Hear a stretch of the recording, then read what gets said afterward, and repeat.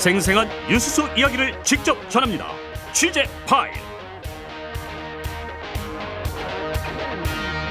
네, 뉴스 공감의 인기 코너 장윤선의 취재 파일 시간입니다. 장윤선 정치 전문 기자 나오셨습니다. 어서 오십시오. 네, 안녕하십니까. 네, 저한테도 아주 기다려지는 시간입니다. 별 말씀을 왜 그러세요? 따끈따끈한 소식을 네. 기다려보면서 윤석열 대통령이 다음 주로 잡혀있던 이 독일하고 덴마크 순방을 갑자기 연기한 거. 네.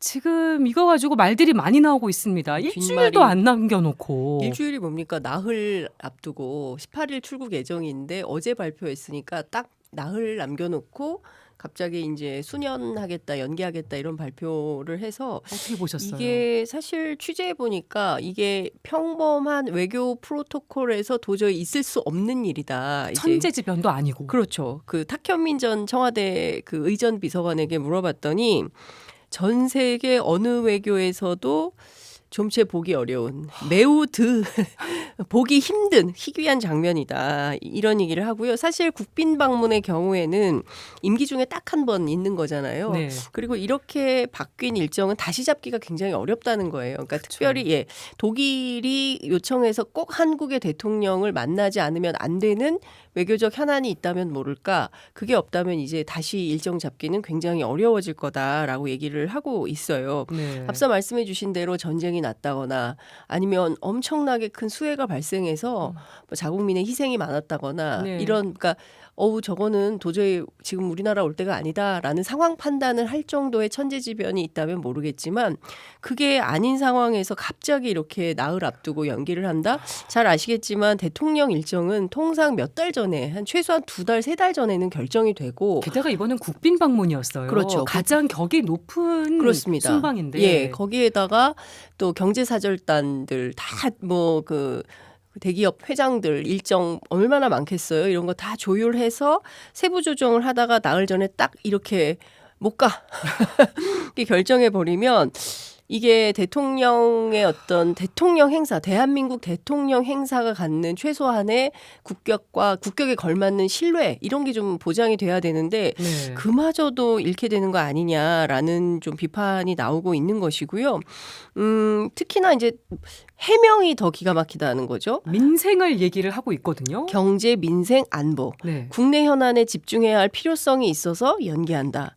그러니까 요 해명 어떻게 보세요? 요 설명. 좀 더 구체적으로 들어가면 의사단체가 집단 행동을 예고하고 있고 북한의 군사도발 상황이 있기 때문에 좀 어렵겠다라는 거예요. 그런데 잘 아시는 것처럼 의사들이 지금 막 파업을 막 하고 있다거나 뭐 이것 때문에 정말 국론이 분열돼서 당장 뭐 대통령이 막 현장 상황을 정리하지 않으면 안 되는 상황이냐?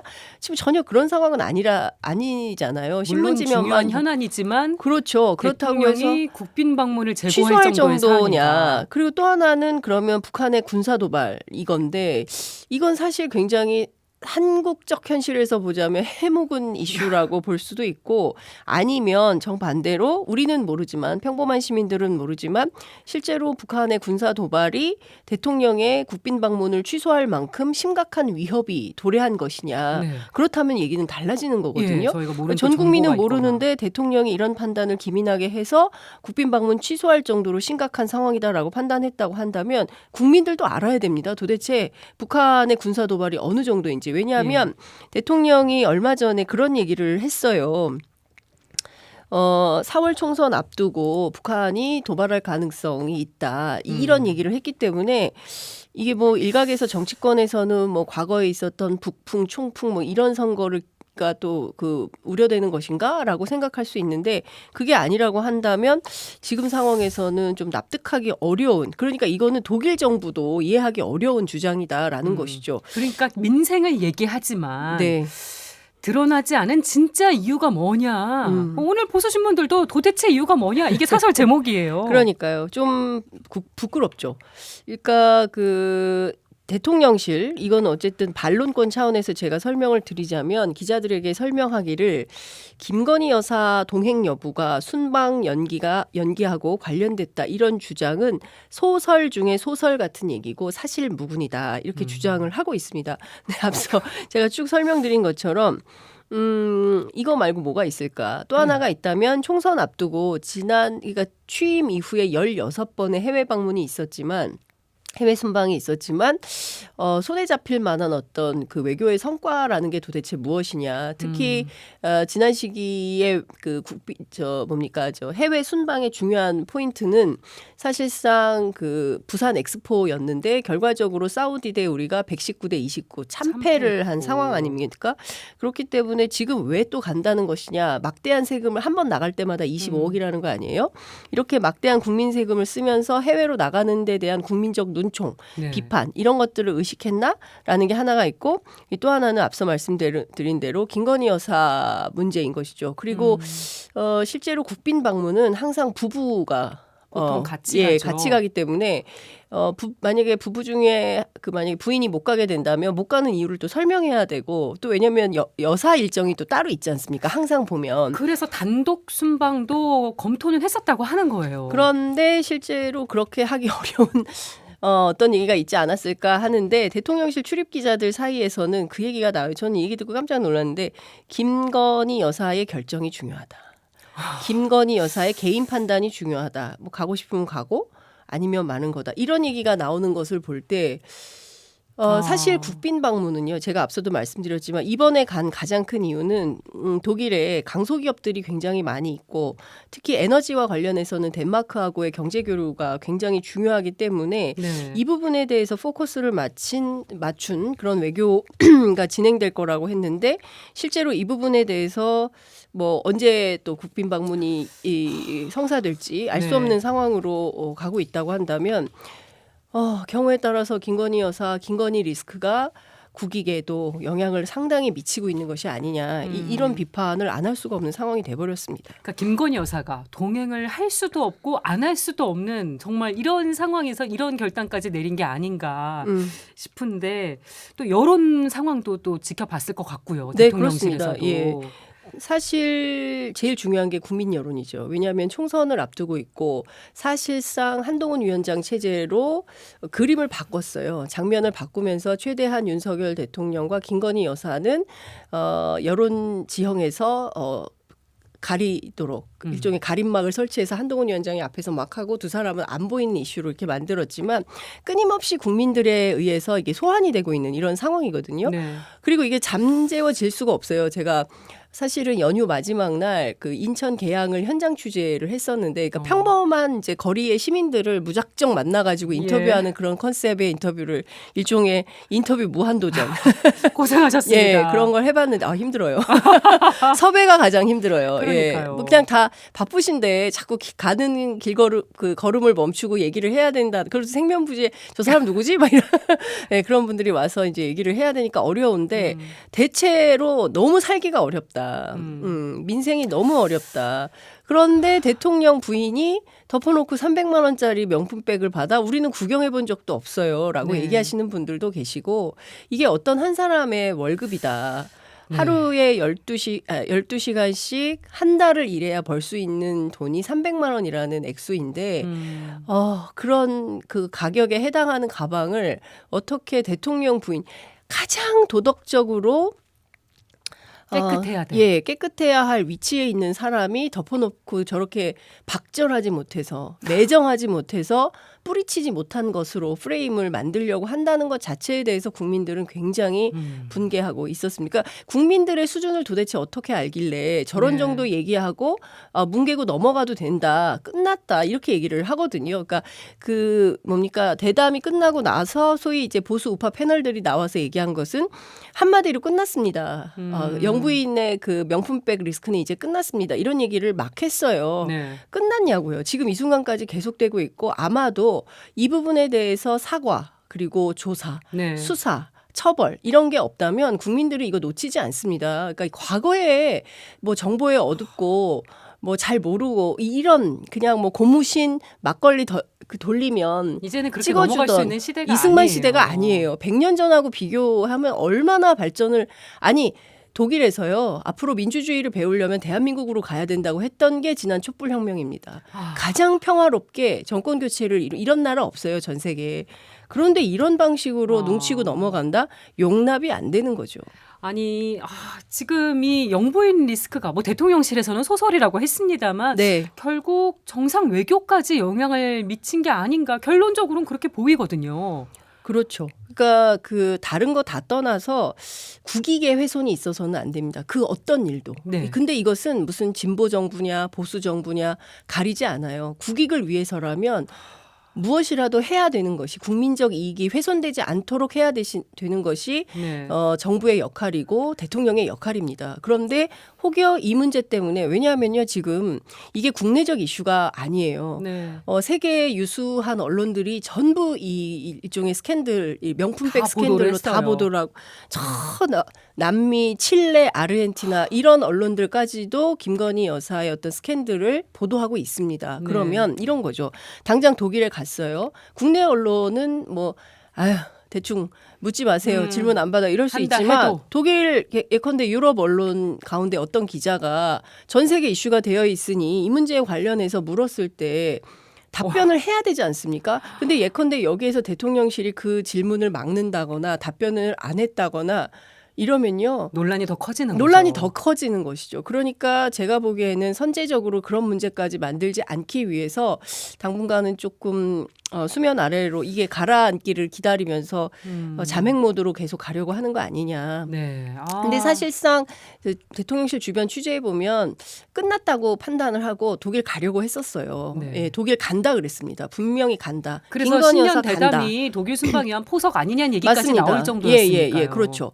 그래서 이것을 하고 그다음에 우리에게 사랑이 필요한 거죠. 뮤지컬 찍고 네. 그다음에 순방 가고 이 스타일대로 간다라고 이미 다 퍼졌었어요. 그런데 네. 급거 이렇게 결정된 것은 아무래도 지금 결단했다가 국내에서는 대충 어떻게 해볼 수 있겠지만 이게 국제사회 이슈로 가서 국제정치의 중요한 이멜다 사건처럼 될 수 있거든요. 네. 그렇기 때문에 이건 좀 위험하다고 판단한 게 아닌가 싶습니다. 지금 영부인 리스크 어찌됐든 빨리 해결이 시급해 보이는데 이런 네. 와중에 네. 지금 저희가 그냥 넘길 수 없는 유튜브 콘텐츠가 있습니다. 김채환 국가공무원 인재개발원장이 네. 뭐 개인 유튜브 영상이라고는 합니다만 발언이 김건희 여사가 자산이 40억이 넘는데 300만 원짜리 핸드백이 눈에 들어왔겠냐.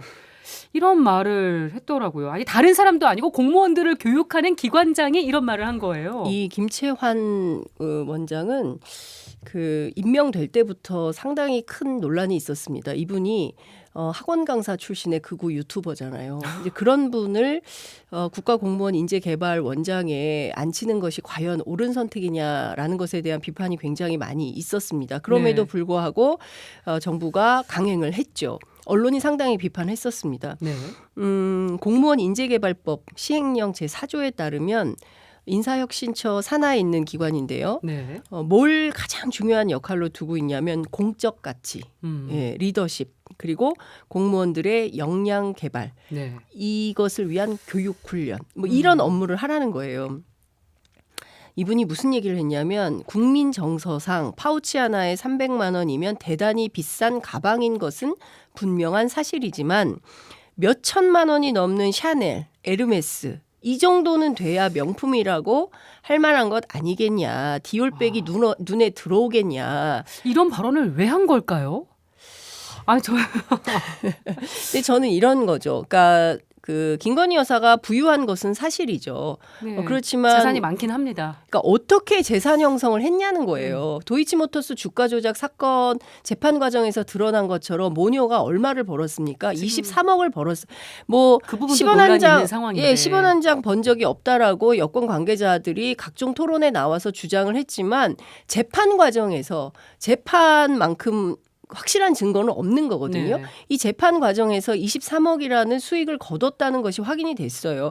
그 김채환 원장 주장대로 40억씩 되는 재산을 가진 분이 300만 원짜리 눈에 안 들어올 수도 있겠죠. 그리고 그것을 뭐 어디에 어떻게 했다라는 얘기가 기자들 사이에 돌고는 있습니다. 제가 사실로 네. 확인할 수 없기 때문에 법률적 문제 때문에 말씀은 안 드리겠지만 별별 얘기가 다 있어요. 그런데 공직자가 예? 이 사람도 공직자예요. 예. 지금 공무원입니다. 차관급 공직자예요. 그렇죠.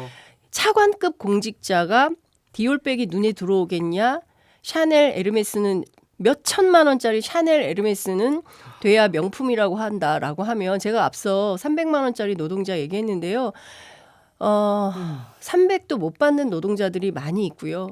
비정규직 아르바이트 노동자들도 굉장히 많이 있습니다. 이런 주장이 우리 청년 노동자들에게 얼마나 큰 허탈감을 줄까요? 국민 눈높이에 맞지 않는 발언입니다. 어떻게 이런 막말을 함부로 하는지 민주당에서는 즉각 경질하라고 요구하고 있지만 예. 대통령실에서 아무런 입장이 나오지 않고 있습니다. 국민 중에는 부자도 있고 어려운 분들도 있어요. 서민과 중산층도 있고요. 그러면 정부는 어디에 눈을 맞춰서 정치를 해야 될까요? 부자들을 위한 정치만 해야 될까요? 아니면 가난하고 어렵고 힘든 소외된 계층을 위해서 아니 김건희 여사가 에코백 들고 주로 어디 갔습니까?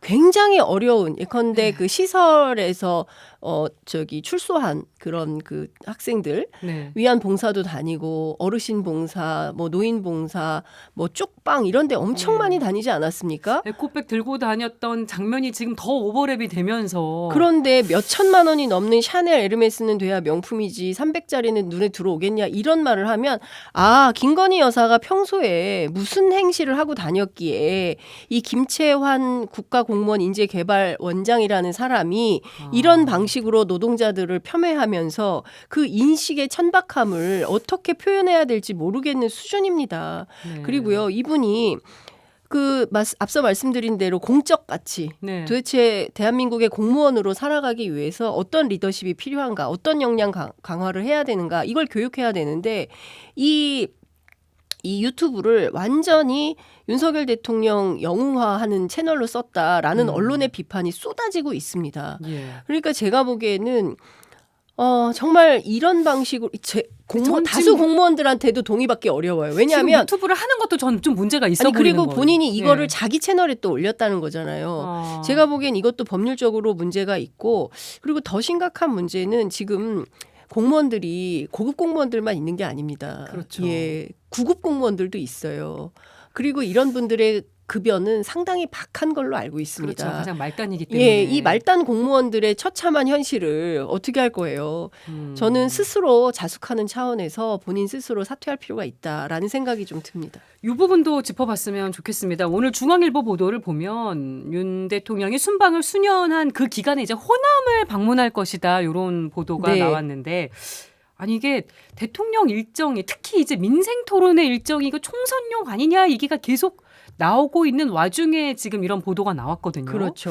이거 어떻게 보십니까? 이제 선심성 공약 논란이 있을 수 있을 것 같아요. 부산에도 막 던지고 있고 네. 지금 호남 지역 같은 경우에도 첨단 산업단지, 문화복합단지 뭐 이런 방식으로 광주 전남 지역을 좀 바꿔보겠다 뭐 이런 구상을 밝혔다는 거예요. 네. 광주 같은 경우에는 차세대 자동차 연구소, 그다음에 AI 연구원 뭐 이런 것들을 좀 건립을 해주겠다 이런 건데 제가 사실은 내일 광주 민심을 듣기 위해서 광주 현장 취재를 갈 예정인데 광주 이제 사전에 제가 전화 취재하면서 물어보니까 불만이 많아요. 그러니까 기본적으로 아니 대통령이 PK 지역에 아마도 부산 엑스포가 좌절된 탓인지 부산엔 뭘 계속 준다고 얘기를 하는데 며칠 전에도 광주 전남 지역 뭐 있냐 막 이런 불만들이 있더라고요. 네. 근데 마침 이런 주장이 나와서 실제로 제가 내일 가서 들어보겠습니다. 호남에 이런 공약들이 실제로 먹히는 공약인지 아닌지를 보는데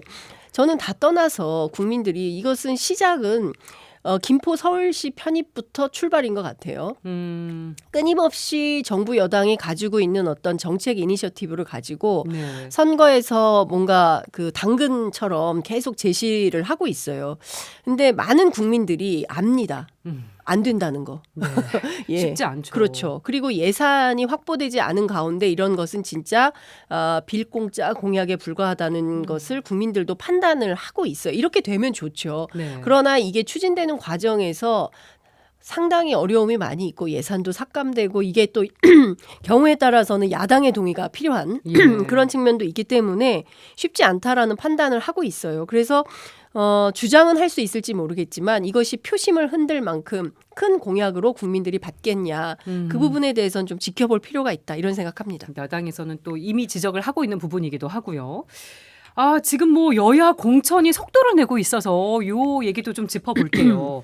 윤 대통령의 40년 지기로 알려진 석동현 전 민주평통 사무처장이 컷오프 됐습니다. 대통령실 출신 인사들도 일단 1차 단수 공천 명단에 포함이 안 됐습니다. 네. 여당에서는 이걸 두고 윤신 공천은 없다는 걸 강조를 하는 것 같은데 아직 공천이 끝난 게 아니잖아요. 그렇죠. 일단 1라운드는 한동훈 승. 네, 네, 이렇게 한심 공천이라는 얘기가 나오고 있더라고요. 그렇게 보고 있어요. 그런데 이게 끝이 아닌 네. 거고 일단 한동훈 위원장 굉장히 영리한 게 일단 헤드라인에 용산 공천, 용산 출신 빵명 이게 이제 주요 보수 언론의 그 일면 혹은 정치면의 헤드라인에 제목으로 많이 뽑혔어요. 그러면 그러니까 이걸 노리고 일단 1차 명단에서는 그렇죠. 안 한 것 같은. 일단 그 선점을 한 거죠. 자, 우리는 이렇게 뭐 맨날 민주당에서 윤심 공천할 거라고 친윤계들이 전부 장악할 거라고 했지만 결코 그렇지 않다. 한심 공천이다. 이렇게 어떤 주장의 근거가 될 만한 것들을 이제 던진 것이죠. 네. 그리고 한동훈 위원장은 어제 오늘 이어서 계속 민주당을 향해서 날선 공격을 계속 하고 있습니다. 있어요. 초밥 얘기, 일제 샴푸, 뭐 과일값, 참 법카 그 7만 6천 원인가요? 7만 네. 8천 원.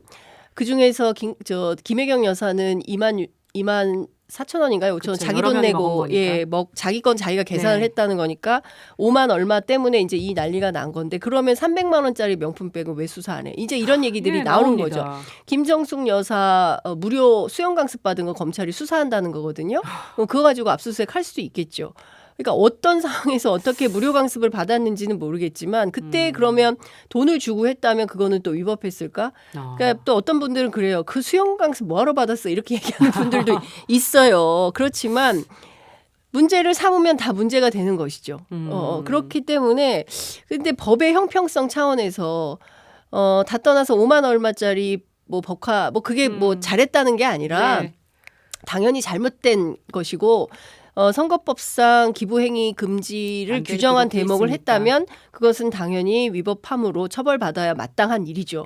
그러면 그렇다고 해서 300만 원짜리 명품백 받은 것은 수사도 안 하고 조사도 그렇죠. 안 하고 그냥 넘어갈 일인가? 그거를 그 법과 원칙, 공정과 상식을 모토로 내건 대통령의 주장에 동의할 수 있는 상식이냐? 이런 그렇죠. 것들을 국민들이 질문을 안 할 수가 없게 만드는 것입니다. 그리고 마치 공천을 엄청 지금 잘하는 것처럼 또 어필을 하고 있는 그래서 부분도 있고. 국민의힘 주변 취재하면 어떤 얘기를 하냐면 끝까지 봐야 된다. 네, 끝까지 봐야 된다라는 얘기도 나오고요. 용산 주변에선 그런 얘기도 있습니다. 한동훈 위원장의 이런 공천 과정에 대해서 윤석열 대통령 상당히 불편해하더라, 한다더라라는 이제 소문은 있어요. 제가 더 상세하게 옮기긴 어려운데 아휴, 답답합니다. 하여간 그런 얘기들이 돌고 있다라는 말씀은 좀 드리고요. 네.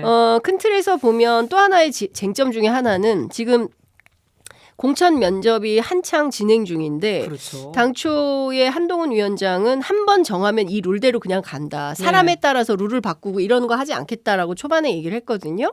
그런데 지금 자격심사 기준을 변경해서 또 논란이 되고 있습니다. 지금 복판인데 네. 그동안에는 현역에 대해서만 컷오프 교체 지수 네. 뭐 적용을 한다고 했는데 여기에 원외 당협위원장들도 같이 포함해서 똑같이 하겠다. 이게 형평성 차원이다라고 얘기를 하는데 이렇게 되면 호떡 공천 또 되는 거 아니냐라는 얘기들이 좀 나오고 있어요. 그래서 처음에 주장했던 바를 끝까지 관철하지 않으면서 마치 혁신공천이 되는 것처럼 주장하는 것은 옳지 않다라는 주장이 기자들 사이에서 제기가 되고 있습니다. 핵심은 영남권 공천이라는 얘기가 나오는데 맞습니다. 어떤 점 가장 주목하고 계십니까? TK죠. TK가 어떻게 될지 봐야 되는데 부산만 하더라도 부산 경남만 하더라도 민주당 현역 의원들이 있는 지역구가 있기 때문에 조정이 가능해요. 그러니까 네. 서병수 의원, 뭐 김태호 의원, 그다음에 실제로 했죠. 조혜진 의원 뭐 이렇게 옮겼잖아요. 그리고 한 분은 그 경남지사를 했고 네. 또 한 분은 부산시장을 했기 때문에 갈 수 있어요. 옮기는 게 가능한데 TK는 이게 어렵다. 네, TK는 지금 전원 싹 다 국민의힘이에요. 그렇죠. 네, 싹 다 국민의힘이기 때문에 재배치할 곳도 곳이 없어요. 지금 수도권의 서울 같은 경우에 지금 그 민주당이 걱정이잖아요. 그런 것처럼 TK에서는 반드시 이런 일이 발생할 수밖에 없다. 그런데 주변 취재해 보면 어떤 얘기 제일 많이 나오냐면 초재선이 컷오프 많이 될 거다. 얘기가 나옵니다. 그리고 중요한 포인트는 그 자리에 누가 가느냐. 네. 예, 결국 검찰. 그 부분이 용산 출신, 핵심이다. 예, 이렇게 갈 가능성이 높고 특히 주호영 의원처럼 경쟁력 있는 후보들 공천 안 주면 무소속으로 출마할 거야. 경우에 따라서는 개혁신당 갈 수 있어. 예, 그 라는 얘기도 분들, 나오더라고요. 예, 이런 분들의 경우는 아마 끝까지 미룰 것이다. 마지막에 예, 최대한 발표해서. 마지막에 발표해서 파란이 일어나지 않게 하겠다. 그런데 잘 우리가 복기해 보면 그 공천 논란이 초반에 터졌을 때 어떤 얘기가 나왔냐면 TK에서 만약에 전부 다 뭐 영남 중진 사퇴론, 예. 뭐 물갈이론 이뇨한 위원장이 처음에 이제 그 혁신 주장할 때요. 있었죠. 그때 피바다 얘기가 나왔어요. 피바다. 영남 피바다론. 기억나요. 예, 싹 다 피바다로 만들겠다. 그러니까 경우에 따라서는 TK에서 혈투, TK 혈투가 벌어질 가능성이 매우 높다. 이렇게 볼 수 있을 것 같습니다. TK가 주목되는 이유 설명을 해주셨고요. 끝으로 네. 조국 신당 얘기 좀 해보겠습니다. 네. 문재인 전 대통령 만나고 나서 신당 창당 선언을 했는데 총선에서 정말 경쟁력이 있을 것인가 이 부분은 어떻게 보세요? 이게 정치 성향별로 우리가 분석을 해볼 필요가 있어요. 그러니까 진보, 중도, 보수. 그런데 중요한 거는 중도 표심이죠. 중도가 캐스팅 보트 역할을 하기 때문에 334, 그러니까 4에 해당하는 중도가 어느 쪽으로 표심이 쏠리느냐에 따라서 그쪽 당. 예. 그러니까 중도가 민주당 쪽으로 진보 쪽으로 쏠리면 민주당이 압승하는 거고 중도가 국민의힘 쪽으로 쏠리면 보수가 압승하고 그렇겠죠. 이런 선거 전략이 되는 겁니다. 일단 중도 표심에서는 소구력 제로다. 예. 제로라고까지 아니 근데 또 얼마 전에 인터뷰도 하셨잖아요. 인터뷰했지만 뭐 그 분석은 똑바로 해야죠. 저는 기자니까요. 없다. 중도에서는 굉장히 냉대하다. 네. 냉담하다. 그러니까 좀 제가 오늘 취재를 했더니 어떤 얘기를 하냐면 도대체 진보는 왜 이래? 그런 그러니까, 얘기까지 들으신 예, 무슨 얘기를 하냐면요. 왜 진보는 조국 전 장관의 선택, 신당 창당에 대해서 옳지 못하다. 말을 못해. 그러니까 일단 민주당은 선긋기는 했습니다. 예, 민주당은 확실히 선긋기를 했는데 근데 조국 전 장관의 발언이 조금 어제랑은 기류가 또 달라진 그렇죠. 것 같은 게 예. 그전에는 독자 노선을 갈 것처럼 얘기를 하다가 오늘은 네. 민주당에서 민주당과 연합을 하라고 하면 그리 노력하겠다. 그래서 이렇게 뉘앙스가 좀 달라진 게 아닌가 여지를 남긴 것 같기도 해서 민주당에서 그러지 않을 것 같아요. 왜냐하면요. 민주당 네. 수도권 선거를 해야 되는데 중도 표심이 중요한 지역구가 많아요. 네. 잘 아시는 것처럼 서울 수도권은 팽팽하게 맞붙으면 5% 이내에서 당선자가 갈려요. 예. 그러면 적게는 1,000표. 많게는 한 2, 3천 표 차이에서 당락이 결정됩니다. 예. 그러면 한 표 한 표가 매우 소중합니다. 그렇기 때문에 중도의 마음을 얻지 않고 선거에서 승리하기가 굉장히 어렵습니다. 그렇기 때문에 민주당의 수도권 현역들은 조국 전 장관 손을 잡을 리가 없습니다. 그러면 자기 선거가 불리해져요. 잘 아시는 것처럼 네.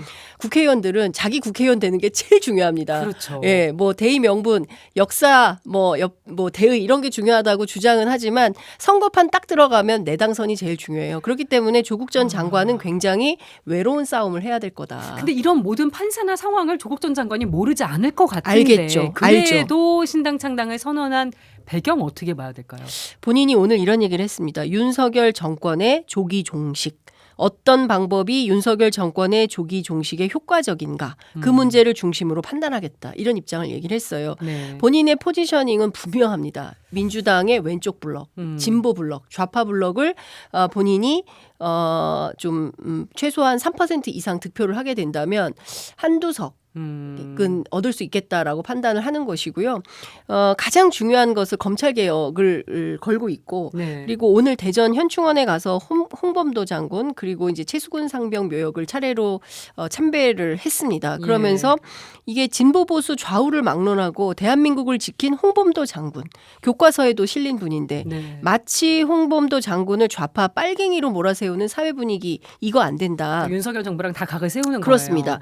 거예요. 그러니까 사실 이런 주장들은 민주당에서 혹여라도 좀 이러저러한 이슈 때문에 발언하기 힘든 부분들이 있을 수 있어요. 그런데 네. 선명성을 가지고 경쟁하겠다라고 나서는 것이고 그래서 민주당 주변에서는 어떤 얘기들이 나오냐면 조국 전 장관의 신당 창당은 2020년 네. 총선에서 열린민주당과 같은 역할을 하게 될 가능성이 높다. 음. 중요한 포인트는 5.4%인가요? 그때 득표를 했었잖아요. 그래서 5% 정도 해서 아마 3석 정도 했을 거예요. 그러니까 네. 이 정도 수준이지 그 이상의 확장력은 없다. 이렇게 보고 있고 아마도 조국 전 장관의 타깃도 이 정도일 것이다.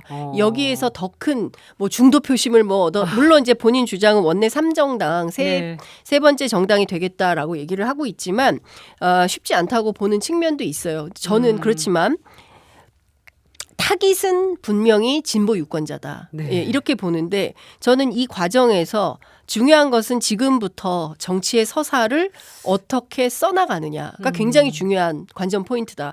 지금 수준에서 조국 전 장관이 국민들의 마음을 얻을 수 있는 네. 정치 그 내용 컨텐츠를 채워 나간다고 한다면 국민적 공감을 얻으면 이것은 굉장히 그 오히려 더 큰 반전을 일으킬 수도 있겠지만. 반전을 일으킬 수도 있겠지만 여기에서 그냥 이 수준 검찰개혁 요런 윤석열 정부 심판 요런 정도 수준이라면 최소 5% 세석은 하지 않겠냐라는 전망이 많이 있는 것 같습니다. 예. 근데 그 조국 전 장관이 이준석 전 대표부터 민주당까지 포괄하는 200석 얘기를 했거든요. 그래서 일종의 반윤전선, 반윤연대로 이번 선거를 치러야 된다라고 주장을 했는데요. 여기에 동의하는 시민들이 많이 있다고 한다면 네. 선거 판세는 지금으로서는 알 수 없죠. 지금 한 근데 55일. 그건 쉽지 않아 보이는데. 그렇죠. 지금 선거가 55일 남았습니다. 네. 그러니까 2달도 채 안 남은 상황인데 지금부터 없던 각본 없는 드라마를 조국 전 장관이 써나가느냐에 따라서 결과는 완전히 달라질 거라고 봅니다. 네, 알겠습니다. 장윤선의 취재 파일 여기까지 하겠습니다. 고맙습니다. 네, 감사합니다.